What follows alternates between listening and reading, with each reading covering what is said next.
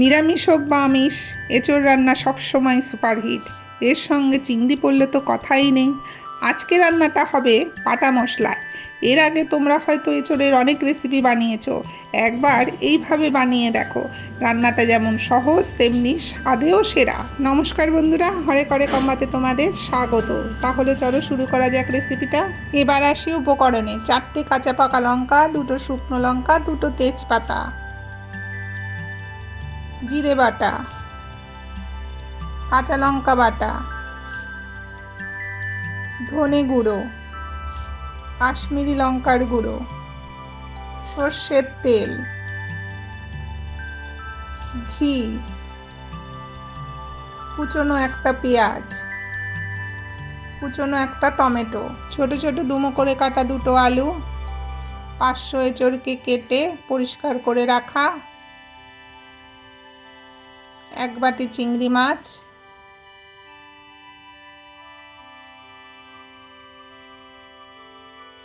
গরম মশলা বাটা, একটা পেঁয়াজ বাটা, রসুন বাটা, নুন, গোটা জিরে, চিনি, হলুদ, আদা বাটা, একটা টমেটো বাটা। এঁচোড়গুলোকে কুকারে দিয়ে সামান্য জল দিয়ে ওর মধ্যে 1/2 চামচ হলুদ, 1 চামচ নুন দিয়ে দিল।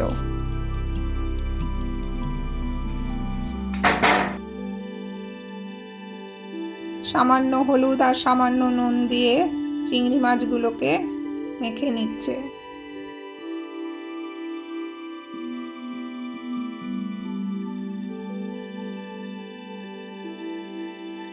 কড়াইটা গরম হলে ওর মধ্যে সর্ষের তেল দিয়ে চিংড়ি মাছগুলোকে দিয়ে দিল।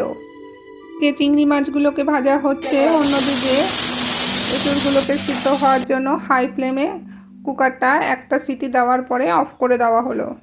এবার আলুগুলোকে ভাজার জন্য কড়াইতে সর্ষের তেল দিয়ে আলুগুলোকে সামান্য হলুদ আর নুন দিয়ে মেখে কড়াইতে দিয়ে দিল। আলুতে হলুদ মাখিয়ে ভাজলে আলুর রঙটা খুব সুন্দর আসে। এবার একটু নেড়ে চেড়ে গ্যাসটাকে সিমে করে ঢাকা দিয়ে দিল।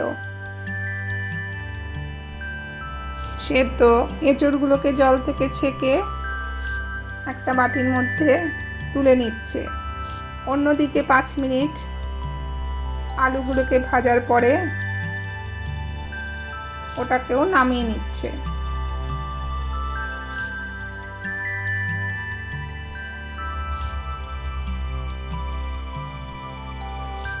কড়াইতে 4 চামচ সর্ষের তেল দিয়ে এঁচোড়গুলোকে ভাজার জন্য দিয়ে দিল। ওর মধ্যে দিল 1/2 চামচ হলুদ আর 1 চিমটে নুন। এবার একটু ভালো করে এঁচোড়গুলোকে ভেজে নিতে হবে।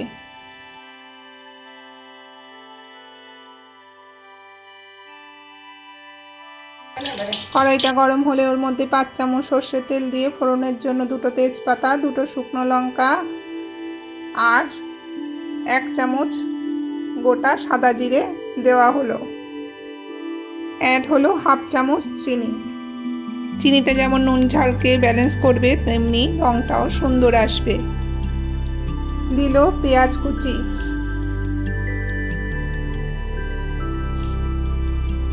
অ্যাড হলো 1/2 চামচ নুন আর 1/2 চামচ হলুদ। এবার একটু ভালো করে ভেজে নিয়ে ওর মধ্যে টমেটো কুচি দিয়ে দিল। 1.5 চামচ আদা বাটা, অ্যাড হলো 1 চামচ পেঁয়াজ বাটা, 1 চামচ জিরে বাটা,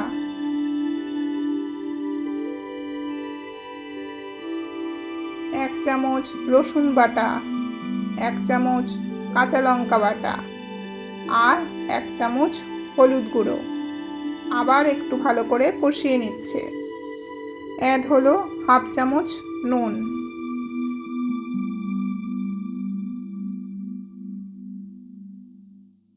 ফ্লেমটাকে লো টু মিডিয়ামে রেখে একটু ভালো করে কষিয়ে নিচ্ছে।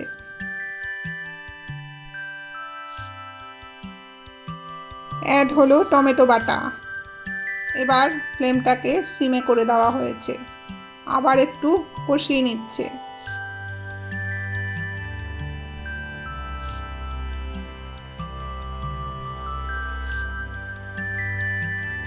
দিল 1 চামচ ধনে গুঁড়ো আর হাফ চামচ কাশ্মীরি লঙ্কার গুঁড়ো।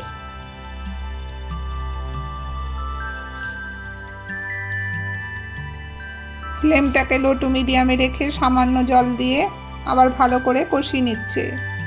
দিয়ে দিল আলুর বাটির মধ্যে সামান্য জল দিয়ে সেটা কড়াইতে দিয়ে দিল। এদিকে মশলা শুদ্ধ আলুগুলোকে কষানো হচ্ছে, অন্যদিকে ভাজা এঁচড়গুলোকে নামিয়ে নিল। মশলাটা এদিকে কষতে থাক, অন্যদিকে কড়াইতে জলটা গরম করতে বসিয়ে দেওয়া হলো। এবার এঁচড়গুলোকে দিয়ে দিল। এবার একটু নেড়ে চেড়ে নিতে হবে।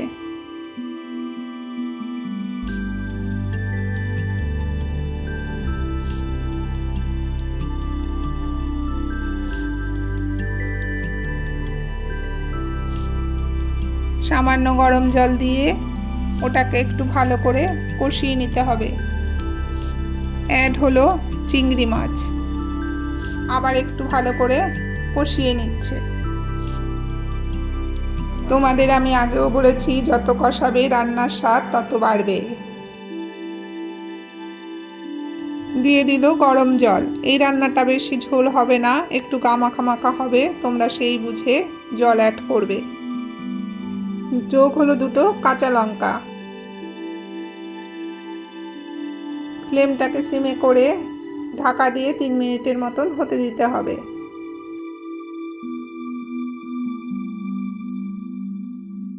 গ্যাসটাকে অফ করে ওর মধ্যে হাফ চামচ ঘি আর হাফ চামচ গরম মশলা বাটা দিয়ে ভালো করে নেড়ে ওকে ঢেকে দিতে হবে। তোমরা তাহলে রেসিপিটা দেখে নিলে। রেসিপিটা ভালো লাগলে একটা লাইক আর পারলে শেয়ার করে দিও। নতুন নতুন রেসিপি তোমাদের কাছে যাতে আনতে পারি তার জন্য সাবস্ক্রাইব করে আমার পাশে থেকো। দেখেই বুঝতে পারছো বন্ধুরা কতটা টেস্টি হয়েছে। আজ খাওয়াটা কিন্তু জমে যাবে।